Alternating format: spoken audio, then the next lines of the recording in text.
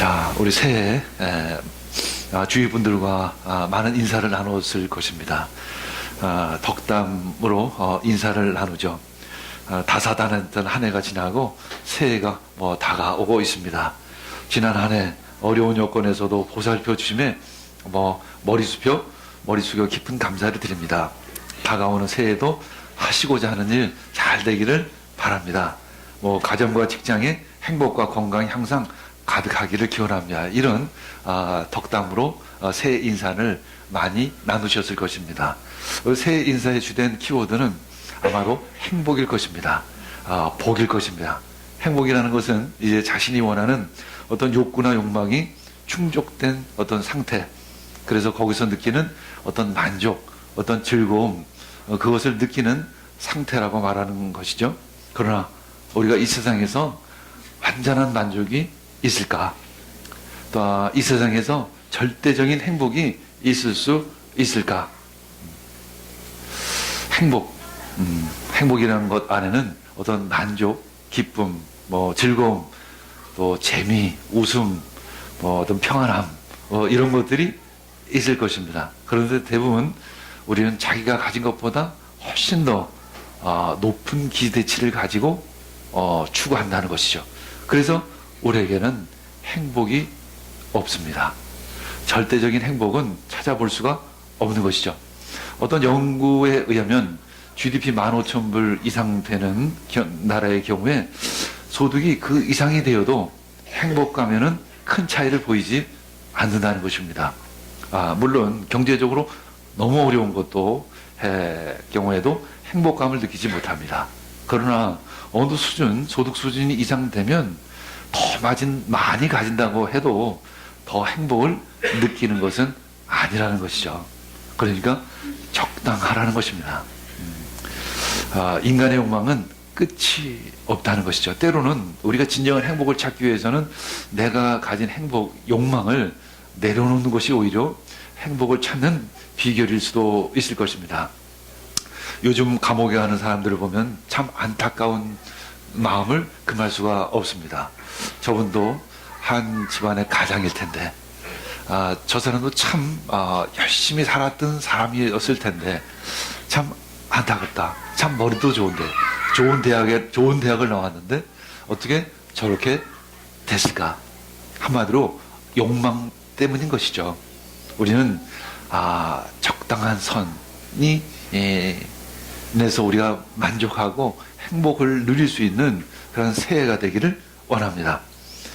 행복한 일이라는 제목의 시를 쓴 그 노은일 작가의 시를 한번 읽겠습니다. 누군가를 보듬고 있다는 것은 행복한 일이다.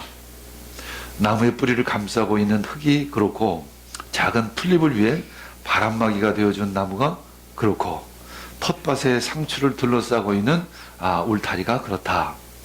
남을 위해 내 마음을 조금 내어준 나도 참으로 행복하다. 어머니는 늘 이런 행복이 제일이라고 하셨다. 이렇게 그는 아름다운 시를 썼습니다. 그렇다면 가장 행복할 때가 언제일까? 우리 유젠에게 물어보면 니아스에서 그분들을 섬길 때, 그래서 그 유젠들은 이렇게 니아스에서 고백합니다. 앙카사 호텔보다 니아스 가나안농군학교가 훨씬 더 좋아요. 왜? 그 호텔보다도 그 허름한, 그 불편한, 그 더운, 눅눅한 그 니아스 가나안농군학교가 더 좋을까? 그곳에는 섬김과 희생과 그것으로 인한 사랑의 열매가 있기 때문에 그런 것이죠. 그래서 니아스에 다녀오신 모든 분들은 진정한 행복이 무엇인지를 조금 느끼고 돌아오는 것입니다. 올 한 해는 나의 기쁨이 아니라, 나의 행복이 아니라 이웃의 기쁨과 행복을 위해 나의 삶을 나누는 그런 한 해가 되기를 축복합니다. 왜냐하면 그 참 행복은 좀 우리가 생각한 것보다는 다른 차원에 있다는 것이죠. 진정한 행복은 좀 더 깊은 곳, 좀 더 높은 곳에 있다는 것입니다. 이 현실에 참 행복은 존재하지 않는다는 그런 진리를 우리는 알아야만 하는 것입니다. 그래서 우리는 이곳에 모인 것입니다. 그래서 우리는 하나님의 말씀을 듣는 것입니다. 왜냐하면 예수님은 전혀 다른 방법으로 그 행복의 길을 우리들에게 말씀해 주시고 계십니다. 그것이 바로 산상수훈의 말씀이죠. 마음이 가난한 사람은 복이 있다라고 이렇게 말씀하십니다. 슬퍼하는 사람은 복이 있다. 온유한 사람은 복이 있다. 의에 줄이고 목마른 사람은 복이 있다. 자비한 사람은 복이 있다. 마음이 깨끗한 사람은 복이 있다. 평화를 이루는 사람은 복이 있다. 의를 위하여 박해를 받는 사람은 복이 있다. 이렇게 예수님은 전혀 다른 복을 받는 비결을 우리들에게 말씀해 주시고 계십니다. 왜냐하면 복은 우리가 찾는 그곳에 현실에 있지 않다라는 것입니다. 더 높은 곳에 있습니다. 바로 하나님의 나라인 것입니다. 예수님이 말씀하십니다. 하나님의 나라가 어디 있는가? 라는 질문에 대해서 이렇게 말씀하시죠. 하나님의 나라는 여기 있다, 저기 있다가 아니라 바로 너희 안에 있느니라. 진정한 기쁨, 진정한 행복은 딴 곳에 있는 것이 아니라 우리 마음속에 있습니다. 우리들의 믿음 속에 그 행복이 있습니다. 이미 주신 그 복을 찾는 여러분들 되기를 원합니다.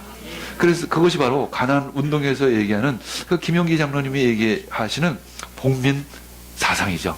복민은 바로 이미 주신 복을 찾으라는 것입니다. 그것이 복민 운동입니다. 이미 하나님은 우리들에게 많은 복을 우리들에게 이미 주셨다는 것입니다. 하나님의 나라는 바로 하나님의 통치하시는 나라를 의미하죠.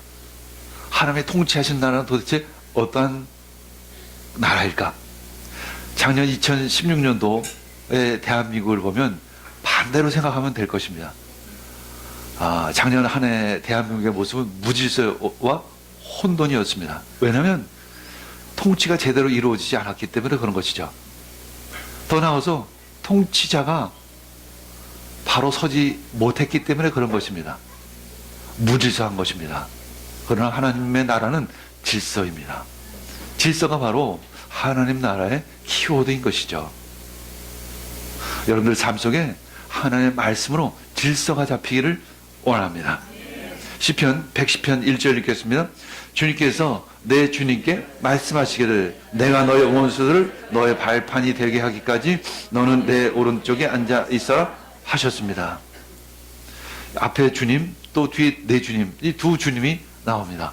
앞에 내 주님은 하나님 아버지를 말씀하는 것이고 두 번째 나오는 내 주님은 바로 다윗의 가문에 오실 메시아를 가리키는 것입니다. 한마디로 지금은 그 아버지 하나님과 그 아들 예수의 그 아름 대화가 다윗의 시편을 통해서 기록되어지고 있는 것입니다.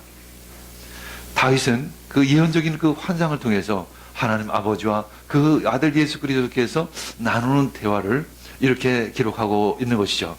내가 너희 원수들을 너의 발판이 되게 하기까지 너는 내 오른쪽에 앉아 있어라 라는 것입니다. 그 원수는 질서 있는 이 땅을 무질서하고 혼돈스럽게 만드는 그 하나님과 적대적인 세력들을 말씀하고 있는 것입니다. 그래서 예수님은 이 땅에 인간의 몸을 입고 오신 것입니다. 그리고 하나님의 말씀을 성취하시기 위해서 십자가에 못 박혀 죽으신 것입니다. 왜 예수님은 십자가에 못 박혀 죽으셨을까? 바로 그 십자가는 하나님의 말씀에 대한 순종인 것입니다. 왜 이 땅이 이렇게 무질서할까? 이 땅이 왜 이렇게 혼란스러울까? 그것은 바로 하나님의 말씀에 불순종했기 때문에 그런 것입니다. 법이 제대로 세워지지를 않았기 때문에 그런 것이죠. 통치자 자체가, 지도자 자체가 법을 어기기 때문에 그런 것입니다. 그들 안에 진리가 없기 때문에 그런 것이죠. 여러분들 전에 이런 얘기를 하면 좀 머나먼 남의 얘기처럼 들리지만 지금은 우리들 대한민국 백성들 심령에는 이것이 절절하게 느껴질 것입니다. 무질서가 얼마나 고통스럽고 힘든 일인가를 우리는 알고 있는 것입니다. 한 사람의 그 무질서로 인해서 우리 모두가 이렇게 고통을 받고 있는 것입니다. 어쩌면 그것 한 사람의 무질서는 아닐 것입니다.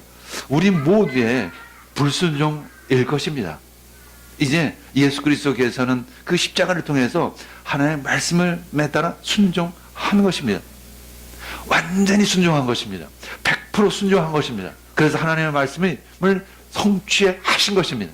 그래서 이 땅을 무질서에서 질서로 바꾸신 것입니다. 이 세상을 새롭게 재창조하신 것입니다. 그래서 예수님께서 십자가에서 이렇게 말씀하신 거죠. 다 이루었다. 이 땅 가운데 평화를 시작하신 것입니다. 그것이 바로 예수님의 십자가인 것입니다. 우리는 그것을 믿음으로 받아들이는 것입니다. 그때 내 심령 가운데, 내 가족 가운데, 내 주위 가운데 그 질서가 시작되어지는 것입니다. 평화가 시작되어지는 것입니다. 모든 혼란과 그 모든 무질서들이 사라지는 것이죠. 이 새해 여러분들 삶 가운데 있는 모든 무질서는 떠나갈 줄 믿습니다. 모든 혼돈은 사라질 줄 믿습니다. 우리 새해 하나님 보좌 우편에 계신 그 주님, 그 하나님의 말씀을 사모하는 여러분들이 되기를 원합니다. 다윗은 이렇게 기도했습니다. 나는 오직 그 하나만을 구하겠습니다. 그것은 한평생 주님의 집에 살면서 주님의 자비로운 모습을 보는 것입니다. 그리고 그 성전에서 주님과 의논하면서 살아가는 것입니다. 다윗은 그렇게 기도했고 그것만을 사모했던 것입니다. 다윗의 가장 큰 소망은 바로 주님이셨습니다. 첫 번째 기도 제목은 바로 주님을 만나는 것이었습니다. 새해의 여러분들의 첫 기도 제목, 첫 번째 소망은 바로 하나님을 만나는 것이 되기를 원합니다. 행복은 무엇일까? 사랑하는 사람을 만나는 것일 것입니다. 내가 사랑하는 분, 또 나를 진짜 사랑해 주시는 분을 만나는 것이 바로 행복일 것입니다. 하나님의 그 품에 안기는 그 새해가 되기를 원합니다. 그것이 가장 큰 행복이 될 것입니다. 그때 나는 나를 에워싼 저 원수들을 이제 내려다보면서 머리를 높이 지켜 들 것입니다. 이것이 우리 두 번째 소망이 되기를 원합니다. 나를 에워싼 그 모든 원수들이 떠나갈 줄 믿습니다. 우리는 그래서 주님의 장막에서 환호성을 올리겠습니다. 주님께 제물을 드리고 노래하며 주님을 찬양하겠습니다. 왜냐하면 주님이 이미 원수들을 발등상 삼으셨기 때문에 그런 것이죠. 이미 원수들을 밟으셨기 때문에 그런 것이죠. 이 원수들은 바로 하나님을 대적하는 그 자들인 것입니다. 혼돈과 무질서를 가져오는 그런 존재들인 것이죠. 무법자들인 것입니다. 자신만을 생각하게 하는 그 악한 영들을 의미합니다. 예수 그리스도 이름으로 명하노니 모든 악한 세력들은 떠나갈지어다. 모든 원수들은 사라질지어다. 온 땅아 주님께 환호성을 올려라. 우리 시편 100편 1절에서 3절 읽겠습니다. 시작. 주님께 환호성을 올려라. 기쁨으로 주님을 섬기고 환호성을 올리면서 그 앞으로 나아가거라. 너희는 주님이 하나님이심을 알아라. 그가 우리를 지으셨으니 우리는 그의 것이요 그의 백성이요 그가 기르시는 양이다. 이렇게 새해 찬양하시기를 원합니다. 온 땅아 주님께 환호성을 올려라. 주님께서 나의 대적을 물리치셨다. 이렇게 환호성을 외치는 여러분들 되기를 원합니다. 그래서 세 번째, 우리로 하여금 주님과 함께 세상을 다스리는 자가 되게 하여 주시옵소서. 이것이 세 번째 기도 제목이 되기를 원합니다. 그리스도께서 하나님 우편에 계시듯 우린 또한 그리스도의 우편에 있게 되는 것입니다. 우편이라는 것은 무엇일까? 저 사람은 내 오른팔이야. 이렇게 말을 합니다. 내가 믿을 수 있는 사람, 내 뜻대로 내 뜻을 나와 뜻을 함께하는 사람, 이런 의미를 가지고 있습니다. 예수님은 하나님의 우편에 앉아 계십니다. 이것은 물리적으로 하나님 우편에 앉아 계시다는 의미가 아니라 하나님과 뜻이 하나 된 분이시라는 그런 의미 있는 것입니다. 우리 또한 예수님의 우편에 있는 자들인 것입니다. 왜냐하면 우리 또한 예수님의 그 뜻에 한 마음으로 이 세상을 다스리기로 결정한 사람들이기 때문에 그런 것이죠. 주님께서는 우리에게 세상을 다스리는 권세를 주셨습니다. 왜냐하면 우리는 예수님과 한 마음이기 때문에 그런 것입니다. 한 뜻이기 때문에 예수님은 우리에게 권세를 주셨습니다. 성령의 능력을 주셨습니다. 말씀의 능력을 주셨습니다. 이제 그 말씀의 능력, 하늘의 능력을 이 땅에 심는 자가 되기를 원합니다. 마태복음 28장 18절 19절 읽겠습니다. 시작. 예수께서 다가와서 그들에게 말씀하셨다. 나는 하늘과 땅의 모든 권세를 받았다. 그러므로 너희는 가서 모든 민족을 제자로 삼아서 아버지와 아들과 성령의 이름으로 세례를 주고, 우리는 고백해야 될 줄 믿습니다. 주님, 제가 가겠습니다. 모든 민족으로 제자를 삼겠습니다. 그들에게 세례를 주고 주의 말씀을 가르치겠습니다. 주의 권세가 항상 나와 함께 할 줄 믿습니다. 이런 믿음으로 이 세상에 나가 복음을 전하고 이 세상을 다스리는 여러분들 되기를 원합니다. 시편 110편 2절 읽겠습니다. 주님께서 임금님의 권능의 지팡이를 시온에서 하사해 주시니 임금님께서는 저 원수들 통치하여 주시옵소서. 여기서의 홀은 이 권능의 지팡이인데, 이것은 메시아의 권세와 권능을 상징하고 있습니다. 하나님의 능력을, 메시아의 능력은 그 하나님 아버지로부터 시온에서 받은 것이라는 것입니다. 시온산은 어떤 곳인가? 한마디로 그것은 굳이 장소의 의미라기보다는 이것 역시 상징적인 의미인 것입니다. 천국과 가장 가까운 곳, 그곳에서 하나님의 권세를 받은 것입니다. 우리 역시 하나님과 가장 가까운 곳으로 나아가시길 원합니다. 예수님은 하나님의 권세를 가지고 이 세상을 다스리십니다. 우리는 그렇게 기도해야 합니다. 주님, 원수들을 굴복시키시고 온 땅을 다스려 주시옵소서. 그리고 나를 먼저 다스려 주옵소서. 나의 가정을 먼저 통치하여 주시옵소서. 내가 나의 영역을 주님께 맡깁니다. 이제 나의 모든 것을 맡깁니다. 나의 자아를 십자가에 못 박습니다. 이렇게 기도하시기를 원합니다. 이 세상은 주님 앞에서 오른편과 왼편으로 나뉘어질 것입니다. 양과 염소로 나뉘어질 것입니다. 오른편은 하나님의 뜻에 순종하는 자들이고, 왼편은 하나님의 말씀에 불순종하는 자, 하나님을 대적하는 자를 의미하는 것입니다. 이제 하나님을 따르는 자, 또 하나님의 백성들은 즐거이 헌신하고 임금님께, 그 왕에게, 그 주님께 모여들기 시작을 할 것입니다. 그 말씀이 바로 시편 110편 3절의 말씀이죠. 시작. 임금님께서 거룩한 산에서 군대를 읽고 전쟁터로 나가시는 날, 임금님의 백성이 즐거이 헌신하고 아침동이 틀 때 새벽 이슬이 맺히듯이 이 젊은이들이 임금님께로 모여들 것입니다. 주의 권능의 날, 이 최후의 영적 전쟁의 날이 있을 것이라는 것입니다. 그때 주의 백성이 거룩한 옷을 입고 그 전쟁에 나가는 모습을 다윗은 그리고 있습니다. 이 거룩한 전쟁에 참여하기 위해서 이 전신갑주를 입고 그 영적인 군사로서 그 전쟁에 나아가는 그 군사들의 모습을 다윗은 지금 보고 있는 것입니다. 그 군사들의 모습이 너무나도 깨끗하고 많은 수이기 때문에 마치 아침 이슬처럼, 마치 아침 동이 틀 때 새벽 이슬이 맺히듯이 그 젊은이들이 그 임금님께 모여드는 그런 예언적인 그 환상을 보며 이 시를 쓰고 있는 것입니다. 한 15년 전에 처음 교회를 개척했을 때 기억이 납니다. 참 그때 두려웠습니다. 그래서 두려움 때문에 잠도 잘 오지를 않았죠. 이제 억지로 잠이 들었는데 그때 꿈을 꾸기 시작을 했습니다. 주는 그 꿈속에서 저를 어떤 오래된 창고로 인도해 주셨습니다. 그곳에 한 오래된 보물함이 있었습니다. 그 창고는 마치 중세시대의 창고와 같은 그런 곳이었어요. 그것을 그 보물함을 열어보니까 각종 무기들이 그 안에 담겨 있었습니다. 뭐 칼, 창, 방패, 투구, 갑옷, 이런 각종 무기들이 오랫동안 쓰지 않았던 그런 무기들이었었습니다.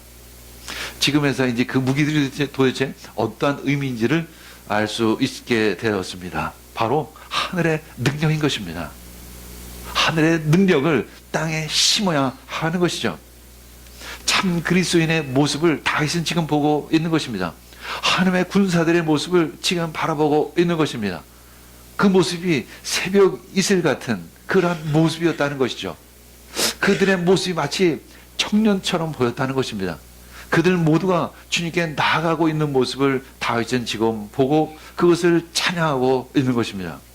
이것은 나이의 의미가 아니라 세상과 구별된 자, 영적으로 무정된 자, 그것은 바로 젊음이고 그것은 생명으로 드러나기 시작을 하는 것이었습니다. 그들에게 광채가 있었습니다. 그들에게 빛이 있었습니다. 그래서 마치 새벽 이슬처럼 매일 새롭고 생명력 있게 태어나는 그들의 모습을 바라보며 다윗은 이 시편을 쓰게 된 것이죠. 그들이 모두 그리스도 예수께 모여들기 시작을 하는 것입니다. 요한계시록 18장 15절에서 17절 읽겠습니다. 그 도시 때문에 부자가 된 이런 상품을 파는 상인들은 그 도시가 당하는 고문이 두려워서 멀리 서서 울며 슬퍼하면서 말하기를 화를 입었다, 화를 입었다. 고운 모시옷과 자주색 옷과 빨간색 옷을 입고 금과 보석과 진주로 꾸민 큰 도시야. 그렇게도 많던 재물이 한순간에 잿더미가 되고 말았구나 할 것입니다. 이 큰 도시는 개역 성경에 보면 큰 성 바벨론이라 이렇게 표현하고 있습니다. 이 큰 성 바벨론은 하나님을 대적하는 존재들이 모인 곳입니다. 권력이 세상 권력이 집중되어져 있는 곳, 세상에 돈이 모여 있는 곳을 의미합니다. 그러나 그곳은 부패한 곳입니다. 그곳은 귀신의 처소가 있는 것이고 각종 더러운 영이 있는 곳, 음행의 진노의 포도주를 마시는 곳, 땅의 왕들이 그들과 더불어서 음행을 하는 곳, 땅의 상인들이 그 사체의 세력으로 자신의 부를 모으는 것을 상징하고 있습니다. 그것이 바로 요한계시록 18장의 말씀인 것입니다. 마치 요즘 그 권력인들의 모습을 보는 듯 하는 것이죠. 그 수단과 방법을 가하지 않고 돈을 모으는 그런 자들의 모습을 보는 것입니다. 요즘 세상의 그 거짓 권력이 순식간에 무너지는 것을 우리는 봅니다. 어쩌면 이것이 권력의 속성이기도 합니다. 그러나 하나님께서는 심판하신다는 것입니다. 거짓과 탈법이 난무하던 그 바벨론 성이 지금 무너지고 있다는 것입니다. 그들은 지금까지 혼돈과 무질서를 부추겼던 그런 핵심 세력들이었던 것입니다. 백성의 피를 빨아 힘과 돈을 모아 자신들의 쾌락을 누리던 그 자들이 지금 무너지고 있다는 것이죠. 이 큰 성 바벨론이 무너지고 있다는 것입니다. 더불어 자신들이 팔았던 이 사치스러운 것들이 일순간에 다 사라지고 있습니다. 무너지고 있습니다. 그곳에 종사했던 모든 기업인, 정치인, 권력가, 무역상 등이 모두 순식간에 멸망하고 있다는 것입니다. 이것이 요한계시록 18장의 말씀입니다. 마치 요즘 시대를 이야기하고 있는 듯 할 정도로 아주 구체적입니다. 그때 이 새벽 이슬 같은 주의 군사들이 하나님께 나아가고 있는 것입니다. 이 어두운 세상에 빛의 군사들이 주님께 나아가고 있는 모습을 우리는 보고 있는 것입니다. 그 청년은 어떤 이들일까? 심령이 정결해서 분별력 있는 눈을 가지고 있는 사람들을 의미합니다. 그렇다라고 해서 전혀 죄를 짓지 않는 그런 완벽한 거룩한 사람들이라는 의미가 아닙니다. 오늘 만철 집사님이 얘기했듯이 고백했듯이 우리 안에 죄가 있지만 죄를 고백한 자를 의미합니다. 죄를 회개한 자를 의미합니다. 그래서 눈에 분별력이 있는 사람을 의미하는 것이죠. 요즘 입시철입니다. 우리는 좋은 대학에 가기 위해서 우리 학생들이 열심히 공부를 합니다. 그러나 공부보다 더 중요한 것이 있습니다. 그것은 바로 방향성입니다. 내가 지금 어떤 방향으로 나아가고 있느냐라는 것입니다. 요즘에 감옥에 들어가 있는 사람들, 요즘 구속된 사람들의 학력을 보면 뭐 펜실베니아대 경제학 박사, 뉴멕시코대 박사, 위스콘신대 위스콘신 메디슨대 경제학 박사, 뭐 내노라 하는 대학에서 박사학위를 받고 열심히 공부하고 열심히 살았던 사람입니다. 그런데 그들의 방향이 잘못되었습니다. 되었던 것입니다. 안타까운 일이죠. 왜? 더 큰 행복을 이 세상에서 찾기 위해서 큰 권력과 큰 돈을 쫓다가 결국은 그 영화의 몸이 되어버린 것입니다. 물론 학력도 중요합니다. 때로는 힘도 필요할 때가 있습니다. 그러나 그보다 더 중요한 것은 하나님의 뜻입니다. 하나님의 말씀입니다. 우리의 삶의 방향성입니다. 새해 우리의 삶의 방향이 분명하기를 원합니다. 하나님을 향해서 분명히 세워지기를 원합니다. 시편 110편 4절 읽겠습니다. 주님께서 맹세하시기를 너는 멜기세덱을 따른 영원한 제사장이다 하셨으니 그 뜻을 바꾸지 않으실 것이다. 그리스도 안에는 이 제사장직과 왕권이 다 함께 있다는 것을 의미합니다. 하늘의 권세와 이 땅의 권세가 이 예수 그리스도 안에 다 있다는 것을 의미합니다. 주님은 우리들에게 이 하늘의 권세와 이 땅의 권세를 다 주시기를 원하십니다. 하늘의 능력을 땅에 심기를 원합니다. 시편 110편 5절에서 7절 읽겠습니다. 주님께서 임금님의 오른쪽에 계시니 그분께서 노하시는 심판의 날에 그분께서 왕들을 다 쳐서 흩으실 것입니다. 그분께서 문나라를 심판하실 때 그 통치자들 치셔서 그 죽음을 이 땅 이곳 저곳에 가득하게 하실 것입니다. 임금님께서는 길가에 있는 시냇물을 마시고 머리를 높이 드실 것입니다. 메시아의 심판이 모든 나라에게 임할 것이라는 그런 메시지인 것입니다.